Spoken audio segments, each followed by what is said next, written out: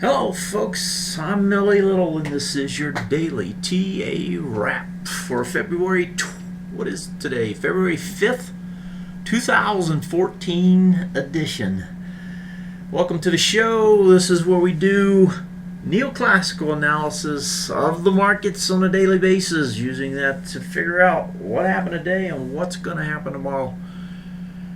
We bring this to you 4 times a week, Monday through Thursday, live at 9 o'clock Eastern Time, here from the base of about a foot of Rocky Mountain snow. So it was 10 below today. It was cold. Doesn't get that cold here usually. You know, we get a lot of snow and stuff, but typically not that cold. Was today. Markets were cold too. Continue to be cold. S&Ps, they test on the lows there. Thought we were going to get a bounce. Didn't get much of a bounce at all, though, unfortunately, for the markets. Let's see what the ending numbers were here. It actually wasn't that bad. The Dow Jones was down just 5 points, 15,440. The S&Ps lost 3.5 at 1751.5, and the Nasdaq down almost 20, 4,1155. After hours, I see a comment up here about Twitter. We'll look at that guy and see what he looks like. We had some that jumped big after hours. Twitter's down big. It's a mixed picture. This actually, there was an article that was written this morning. Charts, watch the SPX, but in here I talk about just the divergence that's been happening.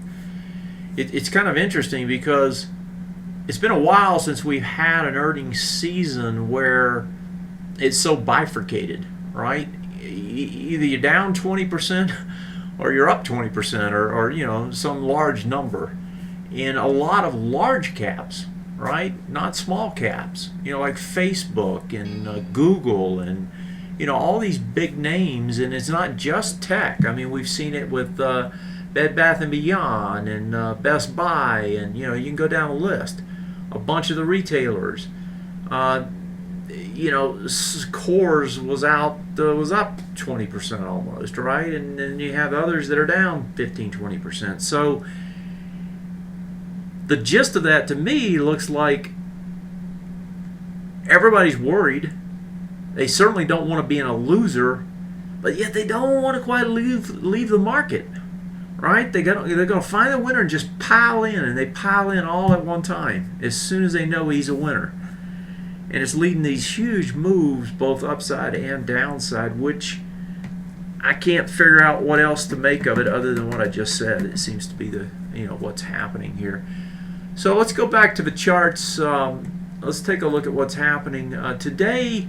Even though it looked as if we were going to get some sort of a bounce, we ended up coming down, right? And then we did like pickaxe type reversals on everything. I mean, they're kind of hammers, and a lot of them are dojis.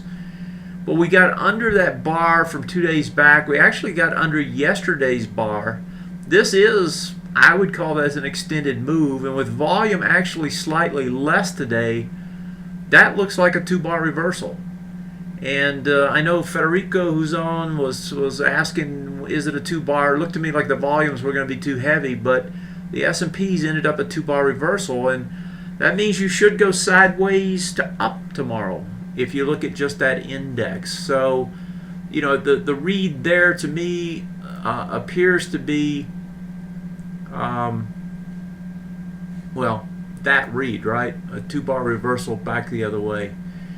Where did my goodness, I've lost my place here. Yeah, let's do it this way. I'll just go by hand. Can't seem to find my watch list right now. If we go over to, let's go to the Dow next. So if I go to the Dow, on the Dow we had the same sort of situation where we go under, back over, right, little doji type reversal, less volume. That also looks like a 2-bar reversal. If I look at the NASDAQ, NASDAQ's got the same sort of characteristic, back under, back over, a little bit less volume. Again, same sort of thing, should get some sort of a sideways to up move tomorrow. In the NDX, you have exactly the same scenario. And finally, if we go to the Russell, on the Russell, again, same sort of thing. Now the Russell's slightly different because the Russell actually didn't get back over the bar. It did get over this one. And I want to stop here because I wrote an article that appeared in Market Watch, I think it was yesterday, and the one that I just showed you that appeared today in Minionville. And what I said was, this is the index, right? This is the one to watch, right? I believe the Russell is the one that's going to give us the clue, and the Russell has given us the best clues for a very long time. And it looks to me like this is the one to watch again, because all the others got over it. They should go sideways to up. This guy got over the big bar down, right? Tested underneath it, but he couldn't get back over the other ones like the rest of them. This one's doing the retest regen right now, and that's why it's so weak. That retest regen is off of this low and is off of this low, and it's having a struggle down here because of that retest regen. So that retest regen is suppressing price, keeping this guy from really making any kind of headway to the upside. As I've talked about before, the situation that we have here is that we have a situation where the Russell is attempting to get back over and not regenerate lower. And it's got, that is a swing point. That swing point is from, whoops, let's do that again. Having all kinds of problems here. That swing point is also on the weekly. And so that weekly, that's the same swing point that we see over on the daily. If it doesn't get back over it, right, then you get a break on multiple time frames, and that's going to be a big deal. Now we've got Bank of England in the morning, the ECB in the morning doing their interest rate issues, whatever they're going to come up with. And then if you go over to Friday, you've got the employment numbers. And the employment numbers were horrible last month, but then they discounted it as weather. So we'll get those numbers tomorrow, Friday, and we'll also get whatever the revision is for the prior, and we'll see what they look like. Right now, this still is a dangerous market, and it's dangerous because this still could break to the downside. So tomorrow, indexes are set up to try to bounce back the other way, and like we always do here, and the way you should think about it. And I actually answered a question in I think a Market Watch comments about this, and that is that you look and formulate some sort of a premise. what should it do? And looking at these indexes, this thing should go sideways to up. If it doesn't do that, it's telling us. It's telling us something, right? It's telling us that it's weaker than we think. And so those are the kinds of little subtle clues that you can get, where it should do something and either it does or it doesn't. If it does, it confirms the idea that, it's bouncing, it's going to bounce. If it doesn't, then it's really struggling, and that gives you, information that you can use. Let's pop over. I want to go over to the Ox markets next, the TLT.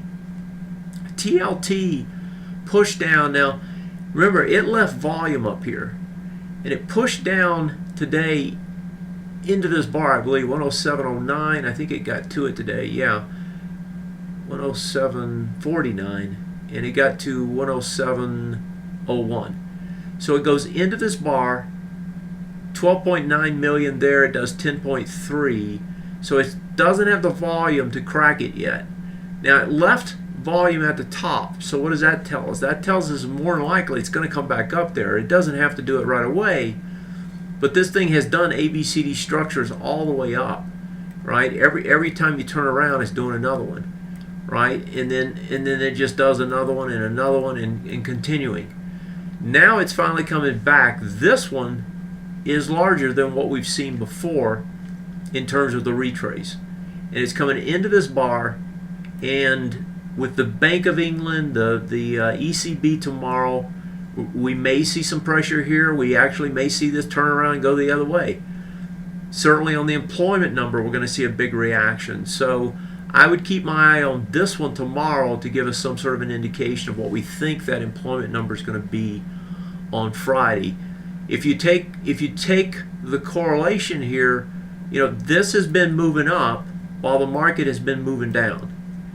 And it's been a flight to safety. I mean, that's what's been happening here. That's what's been driving this higher.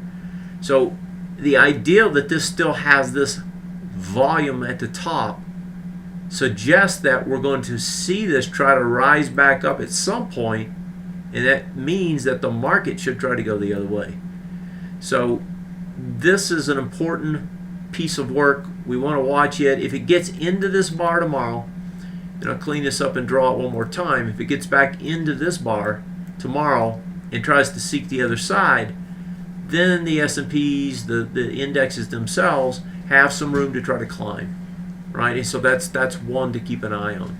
The dollar is going to move tomorrow based on what happens in Europe and England. Those are a fairly large part of the weighting. So all the move here is going to come off of that.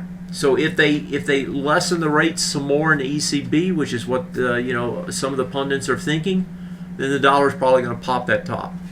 If they don't, right? If they hold steady where they are, I think they've already discounted that to some degree, and the dollar is going to come back the other way if that's the case. And I don't know that this is having much effect on the market right now. It's kind of outside the market. If we look at the gold market while we're over here in the Oxes, gold today just flattened out. Gold also waiting on that employment number, I believe. Silver has been playing down here at the bottom. It got a nice bounce today, though. Nice spike up. These are big range trades right now, right? You've kind of got two sets of ranges. You got one up here and you got another one down here. So the silver market, the gold market, it looks to me like they're waiting on the Friday employment number. Let's go over to the IYT, the various indexes, and see what they look like tonight. So we had a under over here. So this looks just like the indexes. So the same sort of thing here. This should get some sort of a bounce. If we look at the let's walk through each of these. So the XLB would be next. And it also is back under and over. XLE, this was the weakest one today. This one couldn't move, and volume's coming out of it still, so that still looks to trade lower. So XLE is the only one so far that looks to go lower. So XL, what do we got here? XLF. Let's see what the financials are doing. and that's still an inside day, nothing there, so that one really hasn't done anything to tell us anything. XLK, the technology sector, now that one got under, it looks like, so that one got under back over as well. Had higher volume than yesterday, so I wouldn't call it a 2-bar, but it did test the lows again, so that's twice now it's tested the lows and hasn't been able to get under them. Or stay under them, I should say. XLV, and that's under and over, but more volume. So that's 3 of them now. XLY, that's an inside day. So of the majors, and let's see XLP as well. Let's see what that one looks like. That's nothing. So 3 of them not telling us anything. 3 of them telling us that they're going to try to press a little bit lower, and the other 4 trying to bounce.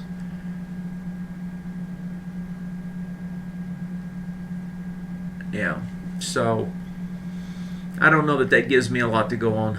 If I go over to overseas, let's quickly look at some of these. Let me see, FCHI, FCHI. So the CACs. These guys have been devastated more than us. It's been a straight down move pretty much. I mean, they didn't even have a pause. This one doesn't look too bad though. Well,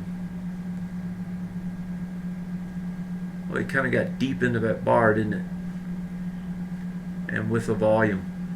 Boy, that still looks like it's going to try to go lower. I want to see what the European markets look like to try to get a tell on tomorrow's rate decision.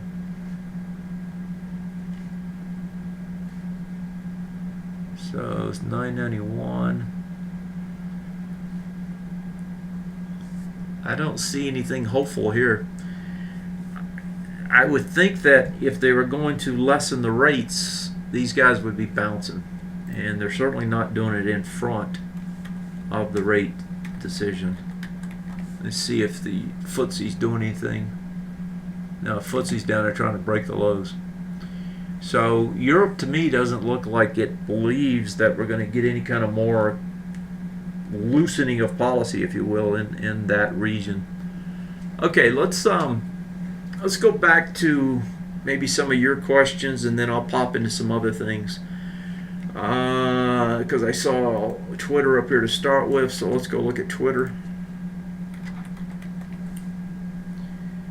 Okay, so they reported earnings tonight. Federico tells me 54.16 they were trading at the close, I guess, after hours. So the first thing I would notice here is you got 2 swing point lows that's going to break if it holds under them, right? You got 2 of them right here. You had this nice big spike up. You got a retest regen that's never happened down here. Okay, so let's get some price points on these guys. So this is 45.67.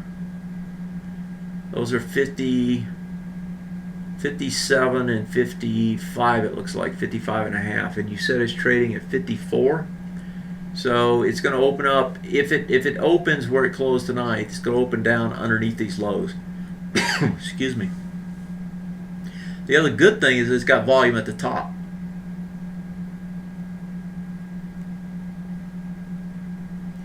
So just looking at the daily, if it were to trade back over and look like it's going to hold those lows, then you might think about it. But I suspect you're going to get a big swell of volume tomorrow, and I'd certainly wait a day on it. I don't think I'd buy it tomorrow. I'd wait a day and see how it trades. So let it make whatever low it's going to make. Usually when it makes that low, you'll get some sort of a secondary chance to get into it. So because you'll have volume on it on a gap down. So I would just wait. Now if it gets back deeper, then it might be worth looking at. Let's see what the weekly looks like. So that was 45. What is the weekly here? You don't have a lot of data yet because it's just, 45.02 is the breakout area. So that area was the area. So I would, if it got that deep, I would certainly think it's worth a try. 45.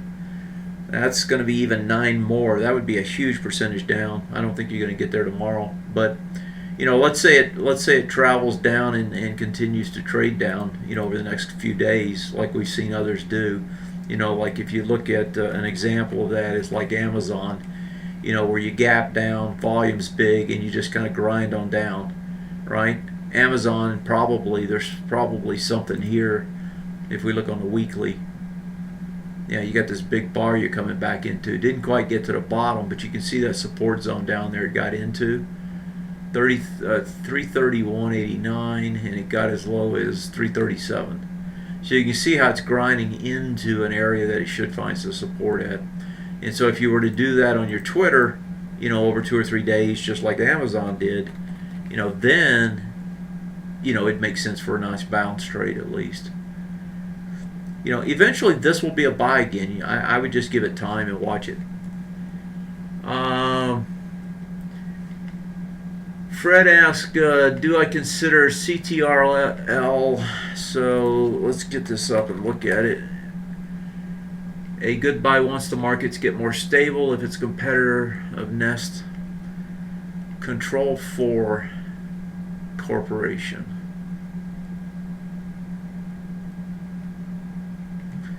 So what do these guys do? I don't have all my charts up here, and I don't want to draw them again, so somehow I seem to have lost my place. Let me see what the weekly looks like.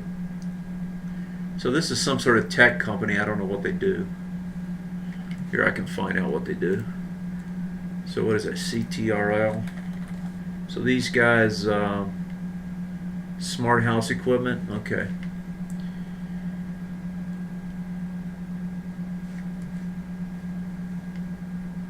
So it looks like they're a lot of the new builders, the residentials, are teaming up with these guys, huh?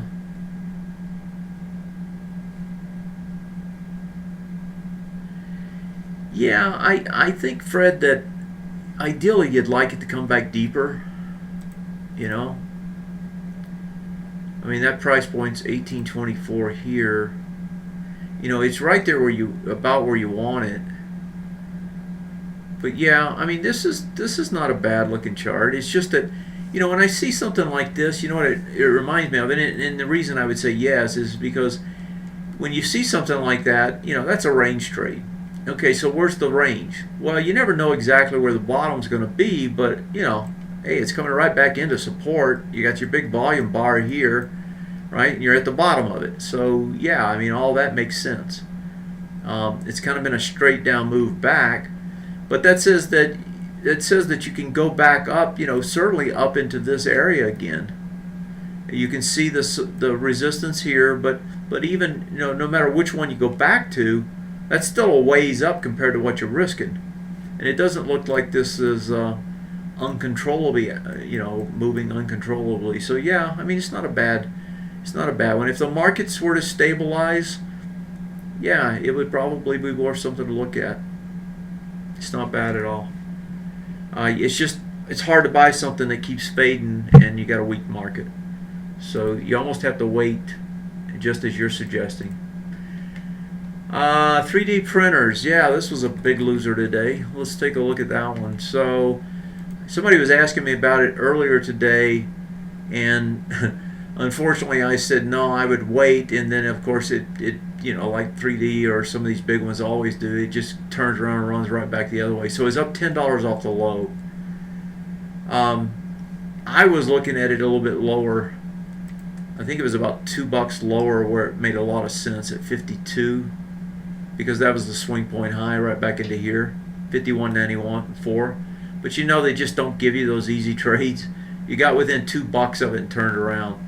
The fact that you left all this volume, suggests that it should come back there. But look what it did last time it did it, right? Although this is a different situation in that here you're coming off the top already. There you made the top. So I think it's going to be a little harder to rise back up. I suspect once we redraw tomorrow, there's going to be a lot of resistance right here at 68. So I would be looking for another retest of that low, potentially at this top, and this little zone that's going to This little zone that's right here now is going to be the buy zone. So you'd like to see it come back, test that area with nothing.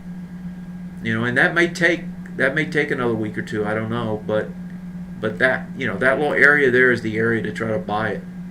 That's the sweet spot on it. So yeah. So what was your question? Dropped, came part way. What do you see? Gave earnings warnings. Yeah. So yeah. I mean, I like it, and I was looking at it hard today. I was looking at it coming back into this area once it really started dropping, but it just didn't get there. But I hate to buy anything that's got that much volume on the drop. Let it come back. Let it come back. My guess is when it comes back, it won't have the volume, and it won't have the volume against the high either, and it's probably going to be a sweet buy right there. Okay, so that's it for those questions. I wanted to pop over and look at some of these markets I don't typically get a chance to look at since I have a little time tonight, and then talk about the general markets. So let me put these on dailies. I want to go through some of these secondary sectors, if you will.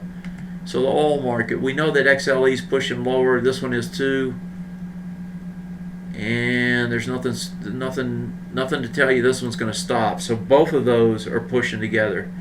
Let me look at the secondary financials. Okay, so they're doing the same thing as XLF, although it looks like they came off harder. They got under this low. See what the weekly looks like on these. Okay, they broke a swing point low as well. So they broke multiples on the way back. And that's what's giving you this carry through. You're doing a retest. No, you'd already done it. So it's just support. Yeah, that doesn't look particularly good. How about the insurance?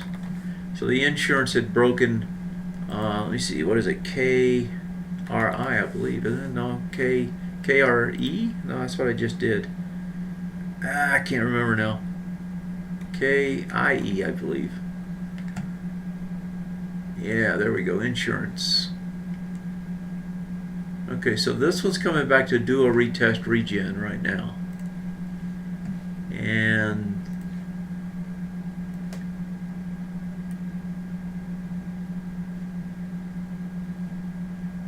we don't get a lot of great volumes here, but it looks like it's going to hold. Let me see what the weekly looks like. I mean the daily. No, it's just stair-stepping down. Yeah, that doesn't look good. Okay, so I don't see anything that interesting in those. How about I'm curious about the gold. The gold has been working higher, but it's got stuck here. This doesn't look bad. My friend Charles Kirk would, he loves cups and handles, right? And this would be a beautiful little cup and handle kind of thing that he likes. So, he would tell you it breaks over this high, this thing can travel the distance from here to here to the top side. So it doesn't look bad, though. The volume tells are right? You're getting volume spikes on the upside. You're getting nothing when you're feeding backwards. That all looks good. Let me see what I did it again. Let me see what the GDXJ looks like, which is the small cap miners, and they're doing exactly the same thing, and they got the same tails. Yeah, these still look good. They look a lot better than the gold itself. So, a spread between those is working pretty decent right now as it comes back. Let's see if you have any more questions. No more questions. Okay, let me give a synopsis for tomorrow and the rest of the week here.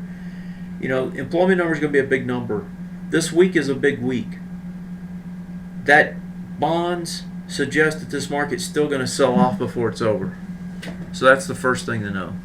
Secondly, you've got under-overs on most indexes, and you got it on a few of the sectors. That should take us sideways tomorrow at least, or potentially up. That's what it should do. If we don't get that kind of behavior, then I'd be extremely careful, because that employment number, for whatever reason, they're basically selling off in front of it, And even though we're extended to some degree on the downside here, we can definitely extend farther. And we still got targets out there, ABCD structures out there to take us lower, right? They never did finish off. So if I look at the SPX, that ABCD structure that's there, using this one as a proxy, is from here up and back down. I guess I need my straight marker if I'm going to draw that. So if you do it from here, you've got from there back up to here and then straight back down, and that's still another about 1.5% from these levels. So there's definitely some more downside potential here, and another 1.5% is not a small number. So if we don't see the behavior tomorrow, I'd be very careful, because we saw that's the same scenario already up here, right? You try to go higher and you can't, and eventually you break it down again. So, I'd be careful here. I looked at it today. I decided not to do anything overnight. I don't think it's worth the risk here. We'll see what tomorrow looks like, and then we'll see what the setup is. It looks to me like they're going to try to hang it here. And I've talked about this before, and this is kind of the most devious case out there probably. And that is that this thing wants to do a bounce, and it wants to get a bounce with a higher low. So let's just say that this thing tomorrow, for whatever it's worth, trades like that. Then what do you have? Well, you have a nested ABCD structure potential, right? You finally get your A to B. You have the potential to take that one down and then nest it with this other one, right? And they'll both point to about the same place. So if that sets up tomorrow, you have to be worried about that as well. All right, I'm going to leave it at that. Thanks a lot for joining me. Big week. We've had a big sell-off. It's a big week. We'll have to see if they can take them down further. I'm LA. That's your daily wrap. Thanks for joining me, folks. Take care of yourself. See you next time.